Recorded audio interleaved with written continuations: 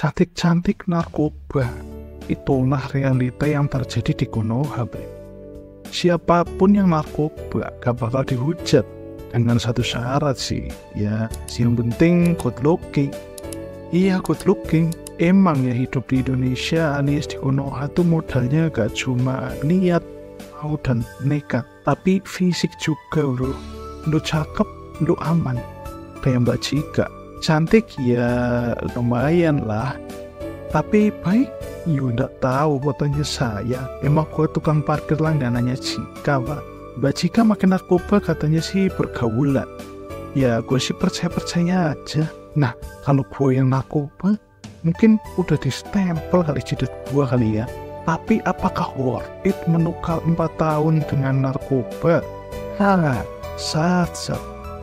Subscribe.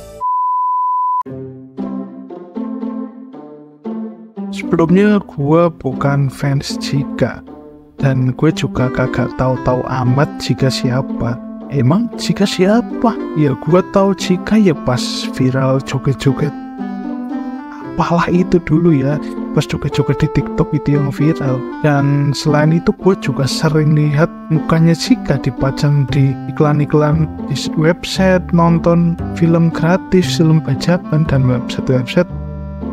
Nggak salah, gue pernah lihat di website judi deh. Gue kagak tahu apakah dia dikontrak atau gimana, gue kagak tahu. Yang jelas sejak saat itu gue mulai mengeklik dan pengen cari tahu sih.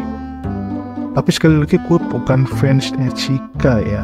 Dan tentu aja kalau ngomongin Chika ya kita tahu sendiri kasus apa yang lagi kena ke Chika, yaitu narkoba. Tapi untungnya nggak cuma Chika sendirian, tapi bersama teman-temannya dan bersama artis-artis yang lain juga banyak yang narkoba. Dan tentu aja dong gue kagak mau nyerah Chika aja. Dan satu hal yang pengen gue tanyain, kenapa artis-artis itu pada narkoba? Apakah mereka udah banyak duit, ataukah apakah mereka atau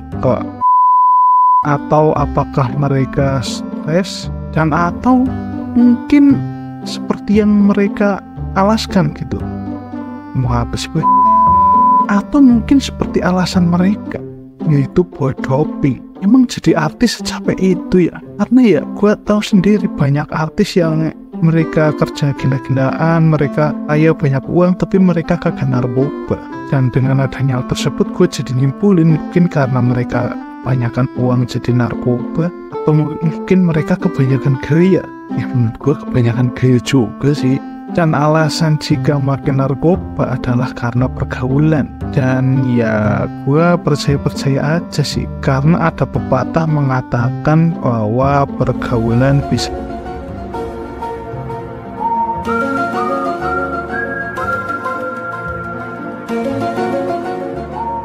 bahwa kalau kita bergaul atau kita ngumpul dengan penjual minyak wangi, pasti kita bakal ikut wangi. Gitu juga ketika kita ngumpul dengan orang-orang yang pakai narkoba, pasti ya ujung-ujungnya kepengen make ya kan. Tapi teman-teman tongkrongan gue pada ngudut, kok gue kagak ya.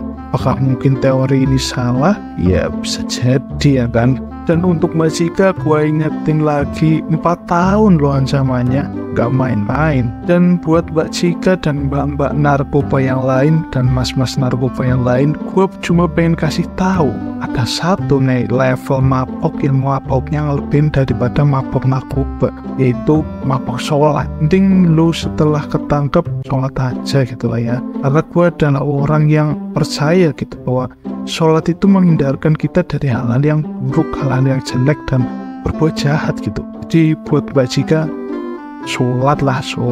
Tapi untungnya Mbak Chika good looking, jadi kagak dihujat. Dan selain Mbak Chika juga ada artis-artis lain gitu, kayak Choky Pardede dan Ahmad Zoni yang udah masuk berkali-kali ya kan. Dan kesimpulannya, apakah narkoba berbahaya? Ya tentu aja.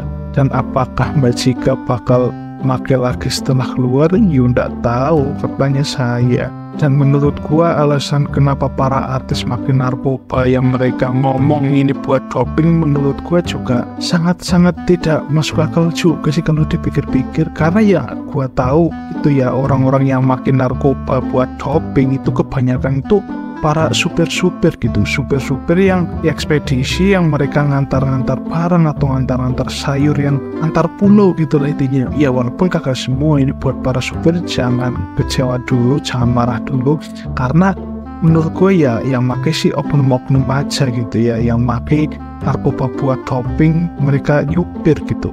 Terus supir-supir yang muatannya antar pulau gitu. Dan kalau artis harus ngomong secapek itu jadi artis, menurut gue ya itu risiko yang harus lu terima gitu, karena uangnya gede. Oke, mungkin itu aja yang pengen gue sampaikan di video kali ini. Dan buat Mbak Jika, gue ingetin sekali lagi, pasal 127 Undang-Undang nomor 35 tahun 2009 tentang narkotika dengan ancaman hukuman 4 tahun penjara. Wah, Ferdianto, sampai jumpa di video berikutnya. Anjir, apaan sih gua? Subscribe.